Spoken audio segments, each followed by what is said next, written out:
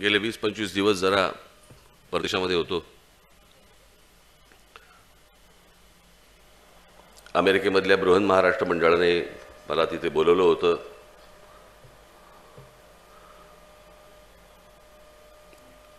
माझा तिकडे इंटरव्ह्यू झाला. मला माहित नाही तुम्ही पाहिलात की नाही पाहिलात.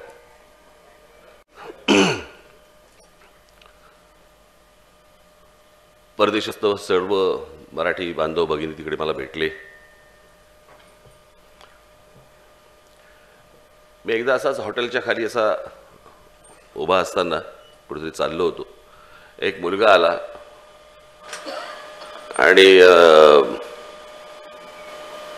त्या डोळ्यात पाणी मला आला, पाया पडला. मला बोलला काही करा. मला बोलले काय साहेब काही करा, पण तुम्ही माझ्या रेस्टॉरंटला आलं पाहिजे. शिवलकर ना नाव त्याचं, शिवलकर. मी म्हटलं मी बघतो, म्हटलं कसा मला वेळ मिळतोय. नाही नाही मला माहिती नाही, मला तुम्ही यायलाच पाहिजे, काही करून यायला पाहिजे, जेवायला यायला पाहिजे. म्हटलं मी जेवणाचं नाही सांगत, म्हटलं मी म्हटलं यायचं बघतो. नाही नाही बघतो ना, मला यायलाच पाहिजे. मी म्हटलं काय म्हणजे काय. मला बोलला तुमची लहानपणी भाषणं ऐकून मी प्रेरणा घेऊन परदेशामध्ये आलो आणि इथे रेस्टॉरंट सुरू केली.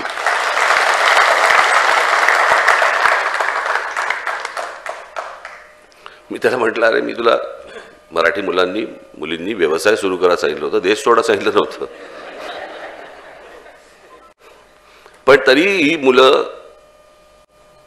अनेक मुली या इथून जाऊन परदेशामध्ये स्वतःचं अस्तित्व निर्माण करतात. मी तुम्हाला सांगतो, मी जेव्हा तिथे गेलो खरंच थक्क झालो. मी जिकडे AC असतं, रेस्टॉरंट जे असतं ते साधारणपणे 100 लोकांचं असेल सिटिंग कॅपॅसिटी, आणि बाहेरच्या बाजूला 50 लोकांची साधारणपणे सिटिंग कॅपॅसिटी होती अधिकृत. आणि जवळपास त्या रेस्टॉरंटला 1.5 ते 2 तासाचं वेटिंग होतं. त्याच्यामध्ये जवळपास 40% परदेशी लोक होते. बरं वाटतं ही सगळी लोक बघून. आपापला व्यवसाय उभा करतायत, आपापलं अस्तित्व निर्माण करतायत. असंख्य मराठी लोक मला तिकडे भेटले.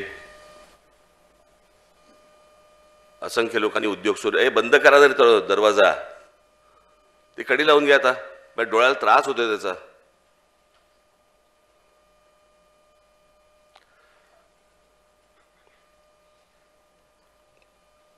मग ते सगळं ते माझं बघून मी तिकडे म्हटलं, मी कदाचित तुम्ही ऐकलं असेल, कडी लावून घे कडी,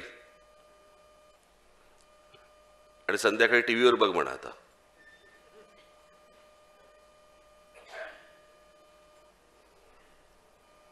मी म्हटलं पाण्यापासून ते टॉयलेट पेपरपर्यंत जायचं सोपं काम नाही आहे. करून बघा एकदा. जे मराठीत म्हणे ना, ज्याची जळते त्याला कळते, ते मला असं वाटतं तिथूनच आलं असणार. मी तुम्हाला सांगतो, तिथे त्या अख्खा तो प्रवास, परदेशातला प्रवास तुम्हाला माहिती आहे, अनेक जण गेलेले आहेत. काय हालत होते ना सकाळच्या वेळेला, ते आम्हालाच माहिती असते. आणि मग मी ते सगळा अख्खा तो प्रवास करून मी येणार होतो. माझं फ्लाईट होतं लॉस एंजेलिसवरनं. तिथे हॉटेलमध्ये आलो. हॉटेलमध्ये मी रूममध्ये शिरलो. रूममध्ये शिरल्यावरती मी बाथरूममध्ये शिरलो. बाथरूममध्ये शिरल्यावर मी तुम्हाला सांगतो, माझ्या ढोंगणाने हंबरडा फोडला जवळपास.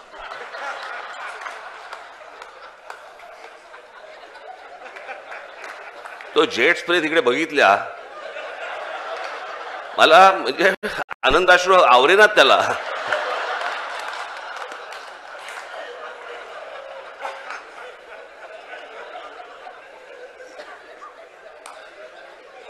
खरं सांगतो, माहित नाही त्याची मजा काय असते ती.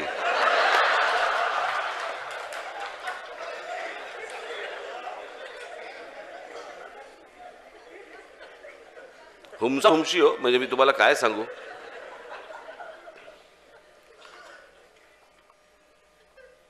ही सगळी गोष्ट पाहत असताना माझ्या लक्षात आलं की जे अगोदर मी अनेक वेळेला मॅपवरती पाहिलं होतं, नकाशावरती पाहिलं होतं, तो कॅनडा आणि अमेरिका यांच्यामध्ये 5 तलाव आहेत, असंख्य तलाव आहेत तिथे देशभरामध्ये, युरोपमध्ये आहेत, सगळ्या ठिकाणी आहेत. पण हे जे 5 तलाव आहेत, स्पेसमधनं, अवकाशामधनं दिसणाऱ्या ज्या गोष्टी आहेत पृथ्वीवरच्या, त्याच्यामध्ये हे 5 तलाव आहेत. म्हणजे विचार करा केवढे मोठे तलाव आहेत.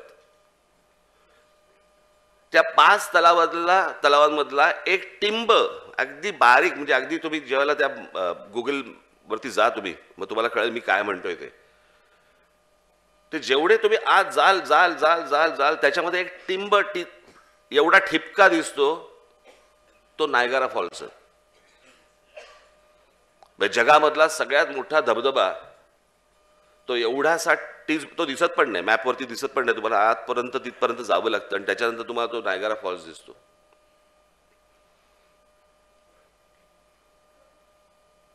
इतके तलाव, इतक्या सगळ्या गोष्टी असून इतकं मुबलक पाणी असून कागदाने पुसतायत.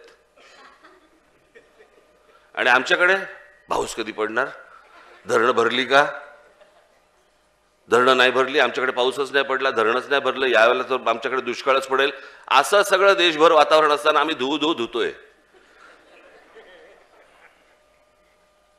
माझं असं म्हणणं नाही की कागदावर जा. आणि मग या सगळ्या विरोधाभासानंतर आपण विचार करतो, मग ह्याच्यावरचं उत्तर काय असतं आपल्याकडे नेहमी?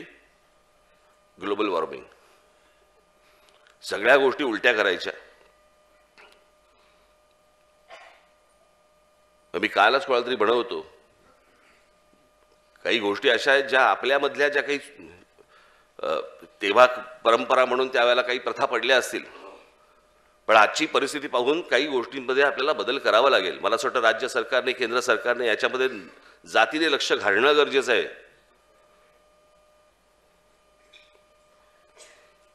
आपण दरवेळेला बोलतो की भारतामध्ये इतकी प्रचंड मोठ्या प्रमाणावरती जंगलतोड होते, आपण विचार करतो की इथे आमच्याकडे पाऊस पडत नाही, आमच्याकडची जमीन, मी मागे म्हटलं होतं नाही का, मराठवाड्याबद्दलचा एक रिपोर्ट आला होता, मी तुम्हाला सांगितलं होतं की तिथे जर परिस्थिती आत्तासारखी जर अशीच समजा राहिली तर पुढच्या साधारणपणे 30-40 वर्षात मराठवाड्याचा वाळवंट होईल.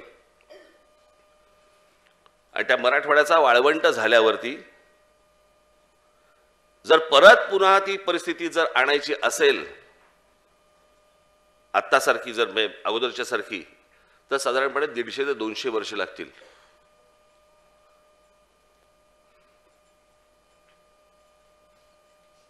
आज बेसुमार जंगलतोड या देशामध्ये चालू आहे.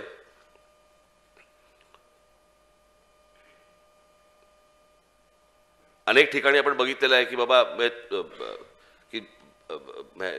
अनेक हजारो एकर जमिनी याच्यामध्ये जंगलतोड सुरू आहे. मी आल्यावरती याच काही गोष्टींच्या बद्दल मी विचार करत बसलो होतो की हे सगळ्या गोष्टींकडे कसं बघायचं आपण. आपल्यातल्या काही गोष्टी देखील आपण सुधारणं गरजेचं आहे. आज या देशामध्ये जी बेसुमार जंगलतोड होतीये, लाकडं जी कापली जात आहे, ती कशासाठी कापली जात आहेत? दरवेळेला होळी आली की आम्ही सांगायचं लाकडं जाळू नका, झाडं वाढवली पाहिजेत, सगळ्या गोष्टी केल्या पाहिजेत.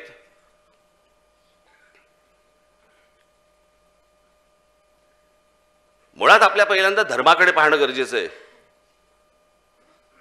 आपल्या धर्मामध्ये, या देशामध्ये हजारो लोक आज ज्याला जातात मरतात, त्यांचे अंतिम संस्कार हे लाकडावरती होतात.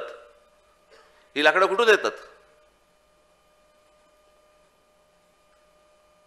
आज ती जी जंगलतोड होते, त्या सगळ्या जंगलतोडीचा सर्वाधिक जर समजा लाकडाचा पुरवठा जर कुठे होत असेल तो स्मशानभूमीमध्ये होतो.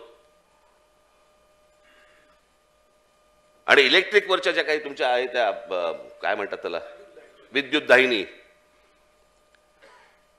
याचं देशभरामधलं प्रमाण 0.1% पण नाहीये. आपणच आपल्या धर्मामधल्या अनेक या सगळ्या परंपरा या सगळ्या जगवण्यासाठी म्हणून आपण इतक्या मोठ्या प्रमाणावरती जंगलतोड करतो. मला असं वाटतं याच्यामध्ये सुधारणा होणं गरजेचं आहे. थोडीशी या बाबतीत विचार बदलणं गरजेचं आहे. आपण आपल्याला वाटत असेल की आपण काय काय करतोय, आपण धर्माबद्दल बोलतोय, ही परंपरा पारंपरिक आजपर्यंत चालू होती, पण काही गोष्टी आपल्याला बदलाव्या लागतील. ज्यांच्याकडे मुबलक जंगल आहेत जगभरामध्ये, त्यांच्याकडे खाली पुरतायत, आणि आमच्याकडची जंगलतोड ही सगळ्यात मोठ्या प्रमाणावरती होते. ती जात आहेत कुठे लाकडं, ही पण पाहणं गरजेचं आहे. पण मला असं वाटतं राज्य सरकारने, केंद्र सरकारने या विद्युत दाहिन्यांचं प्रमाण सगळ्यात जास्ती वाढवलं पाहिजे. त्याशिवाय होणार नाही ही गोष्ट, थांबणार नाही ही गोष्ट. आपण भविष्यात येणाऱ्या पुढच्या पिढ्यांसाठी आपण काय वाढून ठेवतो, काय करून ठेवतो.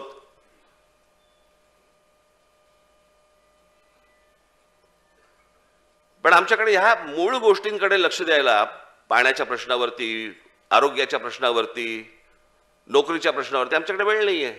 आमच्याकडे काय चालू आहे, लाडकी बहीण लाडका भाऊ. लाडकी बहीण आणि लाडका भाऊ एकत्र आले असते, दोन्ही पक्ष टिकले असते.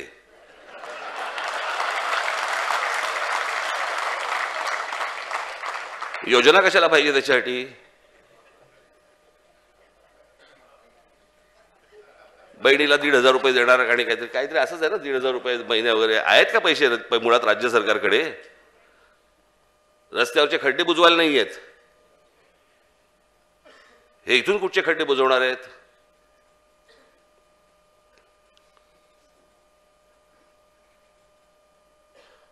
आज जो पाऊस पडतोय, माझी तुम्हाला सगळ्यांना विनंती आहे, हात जोडून विनंती आहे सर्वांनाच, या पक्षामधल्या माझ्या प्रत्येक महाराष्ट्र सैनिकाला,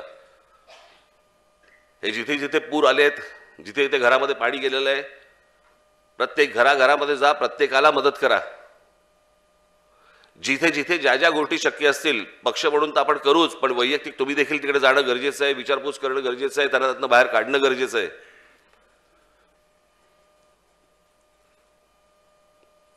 मूळ महाराष्ट्राचे जे प्रश्न आहेत, या मला असं वाटतं या महाराष्ट्राच्या प्रश्नांकडे आपण सर्वांनी लक्ष देणं गरजेचं आहे. हेच मला असं वाटतं येणाऱ्या भविष्यातल्या विधानसभेचं तुमचं कॅम्पेन असलं पाहिजे, तुमचा प्रचार असला पाहिजे.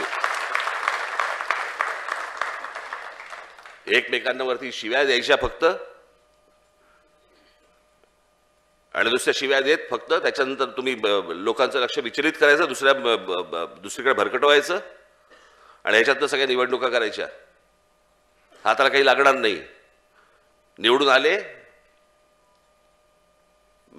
काल त्या सगळ्या यादीवरती मी बसलो होतो. अशी परिस्थिती मी आजपर्यंत कधी पाहिली नाही. सगळे मतदारसंघ पाहत होतो महाराष्ट्रातले, आणि महाराष्ट्रातल्या मतदारसंघामध्ये कोणी इथे कोण आमदार आहे, साहेब हा फलाना, पण हा आमदार आहे, हा आता हा कुठच्या पक्षात आहे, विचारावं लागतं. कोण कुठे गेलाय, कोण कुठच्या पक्षात आहे, काही समजत नाही, काही कळत नाही.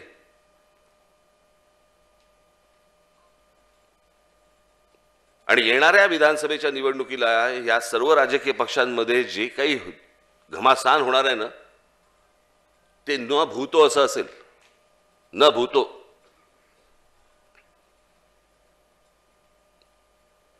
मला कोणीतरी सांगितलं, आपल्या काही पक्षामधले काही एखाद दोन काही पदाधिकारी कुठच्याही पक्षात जायचे, काही तयारीत आहेत. मी येऊन स्वतः लाल कार्पेट घालतो, जा म्हणून.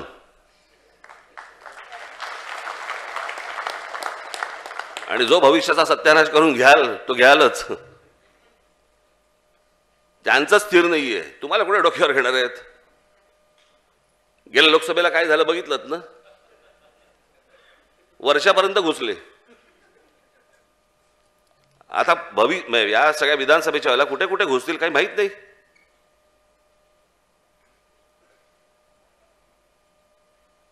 आज तुम्हाला या सगळ्या आजच्या बैठकीला बोलवण्याचं कारण, महत्वाचं कारण म्हणजे हे सगळे जे सर्वे बिर्वे असतात ना, कोणाकडे ह्यांच्याकडनं सर्वे करून घ्या, त्याच्याकडनं सर्वे करून घ्या, याच्याकडनं ते किती फिरतात, काय फिरतात आपल्याला माहित नाही. आणि म्हणून मी पक्षामधली एक 4-4, 5-5 जणांची एक टीम केली. तुम्हाला कधी जिल्हाध्यक्ष, तालुकाध्यक्षांना कधी माहिती नसेल, ते तुमच्या जिल्ह्यांमध्ये, तालुक्यांमध्ये येऊन गेले, तिथे त्यांचा सर्वे झाला, ते सगळ्या लोकांशी विचारपूस करून झाली, पत्रकारांशी झाली, इतर लोकांशी झाली, सगळ्यांशी झाली. पहिला सर्वे त्यांचा आला आपल्याकडे. आज मी तुम्हाला बोलवण्याचं कारण म्हणजे आता ते परत एक 4-5 दिवसासाठी येत आहेत त्या जिल्ह्यामध्ये, तेव्हा तुम्हाला भेटतील. काय मूळ परिस्थिती आहे ती नीट समजून सांगा. काय नीट परिस्थिती आहे याच्या नीट त्याचं आकलन करा. काय गोष्टींचं गणित घडू शकतं, काय गोष्टी होऊ शकतात याचा नीट विचार करा. आणि मी तुम्हाला खरंच सांगतो, निवडून येण्याची कॅपॅसिटी असलेले, तयारी असलेले अशा लोकांनाच तिकीट दिली जातील. तिकीट मिळालं की मी पैसे काढायला मोकळा असल्या कोणालाही तिकीट दिलं जाणार नाही.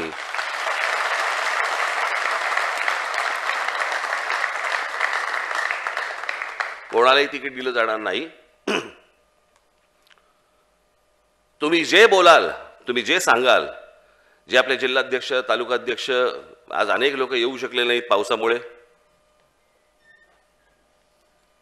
पण जे जिल्हाध्यक्ष, तालुकाध्यक्ष, शहर अध्यक्ष जे कोणी आहेत, जी माहिती आहे ती नीट प्रामाणिकपणे द्या. कारण तुम्ही दिलेली माहिती देखील चेक केली जाणार.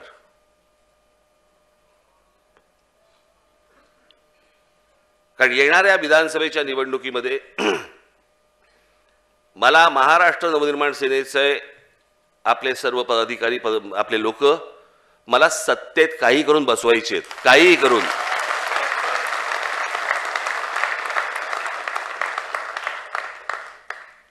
अनेक लोक हसतील, हसू देत, काही कारण, मला काही हरकत नाही त्याला. पण ती गोष्ट घडणार म्हणजे घडणार. सगळेच जण आम्ही त्या तयारीने लागलेलो आहोत. तुमच्यापर्यंत ही सगळी लोक येतील आणि मग त्याच्यानंतर युती होईल का, आपल्याला कोणत्या जागा मिळतील, असला कोणताही विचार मनामध्ये आणू नका. जवळपास 250 ते 250 जागा आपण लढवणार आहोत.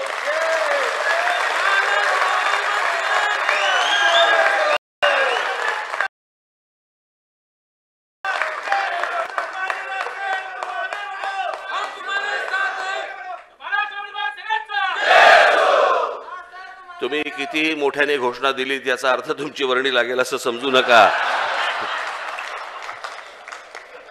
कळलं का? कुठच्याही तुम्ही भ्रमात राहू नका. या सगळ्या गोष्टी अंतिम चेक केल्या जाणार आणि त्याच्यानंतरच या गोष्टींचा निर्णय होणार. त्याच्यामुळे ही सर्व मंडळी ज्या वेळेला या टीम्स येतील, तुम्हाला फोन करतील, तुम्हाला भेटतील, बोलतील तुमच्याशी, आणि त्याच्यानंतर जो काही माझ्याकडे येईल, जो सर्वे येईल, जे काही माझ्याकडे तुमचं चिंतन येईल, मनन येईल, त्याच्यानंतर त्यानुसार पावसा पाण्याचा जरा थोडासा विचार करून, पण जवळपास 1 ऑगस्टपासून माझा दौरा मी महाराष्ट्राचा सुरू करतोय. ज्या वेळेला तिथे मी महाराष्ट्रामध्ये येईन, तालुक्यामध्ये येईन, जिल्ह्यामध्ये येईन, त्यावेळेला आपली सर्वांची मला तिकडे भेट होईलच.